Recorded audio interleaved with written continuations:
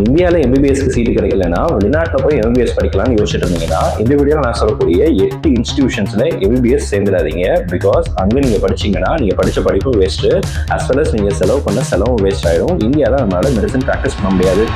இதை நான் சொல்லலைங்க, என்எம்சியினுடைய அஃபீஷியல் சர்க்குலரே சொல்லுது. அதை பற்றி தான் இந்த வீடியோவில் பார்க்க போகிறோம். இந்த வீடியோவை சேவ் பண்ணிட்டு உங்களுடைய ஃப்ரெண்ட்ஸ் யாராவது அப்ராடில் போய் எம்பிபிஎஸ் படிக்கணும்னு யோசிச்சுட்டு இருந்தாங்கன்னா மறக்காம அவங்களுக்கு ஷேர் பண்ணிடுங்க.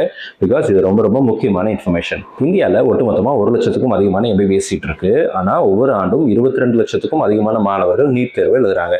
இப்படி எழுதக்கூடிய எல்லா மாணவர்களுக்கும் இந்தியாவில் இடம் இருக்கான்னு கேட்டால் இல்லைன்னு தான் சொல்லணும். அப்போ நிறைய மாணவர்கள் அதிகபட்சமாக ரிப்பீட் பண்றாங்க, அல்லது வெளிநாடுகளில் போய் எம்பிபிஎஸ் படிக்கிறாங்க, அல்லது வேற கோர்சஸ் தேர்ந்தெடுக்கிறாங்க. இப்படி வெளிநாடுகளில் போய் எம்பிபிஎஸ் படிக்கக்கூடிய மாணவர்களுக்காக நேஷனல் மெடிக்கல் கமிஷன் என்எம்சி சில ரூல்ஸ் அண்ட் ரெகுலேஷன்ஸை ஃபாலோ பண்ணணும்னு சொல்லியிருக்காங்க. அப்போ எந்த இன்ஸ்டிடியூஷன்ஸ் என்எம்சியுடைய ரூல்ஸ் அண்ட் ரெகுலேஷன்ஸை ஃபாலோ பண்றாங்களோ அங்கே நீங்க படிச்சீங்கன்னா மட்டும்தான் இந்தியாவில் நீங்க மெடிசன் ப்ராக்டிஸ் பண்ண முடியும். இந்தியாவில் ஒரு டாக்டரா உங்களால வேலை செய்ய முடியும். உங்க பேர்ல நீங்க சைன் போட முடியும். இதெல்லாம் நடக்கணும்னா என்எம்சியுடைய ரூல்ஸ் அண்ட் ரெகுலேஷன்ஸை ஃபாலோ பண்ணணும். அதுல சில முக்கியமான ரூல்ஸ் என்னன்னு சொல்லி கேட்டீங்கன்னா, நீங்க சேர்ந்து படிக்கக்கூடிய கண்ட்ரியில மோட் ஆஃப் டீச்சிங், அதாவது மீடியம் ஆஃப் இன்ஸ்ட்ரக்ஷன் இங்கிலீஷ்ல இருக்கணும். நீங்க ஒரே கண்ட்ரியில தொடர்ந்து 54 மாதங்களாவது அங்க நீங்க படிச்சிருக்கணும். அண்ட் சில சப்ஜெக்ட்ஸ் எல்லாம் கொடுத்துருக்காங்க. இந்த சப்ஜெக்ட்ஸ் எல்லாம் கண்டிப்பா நீங்க படிச்சிருக்கணும்னு சொல்லி எக்கச்சக்கமான ரூல்ஸ் அண்ட் ரெகுலேஷன்ஸை ஃபாலோ பண்ணணும்னு சொல்லியிருக்காங்க. இப்போ ரீசெண்டா என்எம்சி ஒரு சர்க்குலர் கொடுத்திருந்தாங்க. அந்த சர்க்குலர்ல பெலிஸ்ல இருக்கக்கூடிய 3 இன்ஸ்டிடியூஷன்ஸ் பத்தியும் as well as உஸ்பெகிஸ்தான்ல இருக்கக்கூடிய 5 இன்ஸ்டிடியூஷன்ஸ் பத்தியும் ஹைலைட் பண்ணிருக்காங்க. இந்த 8 இன்ஸ்டிடியூஷன்ஸ்ல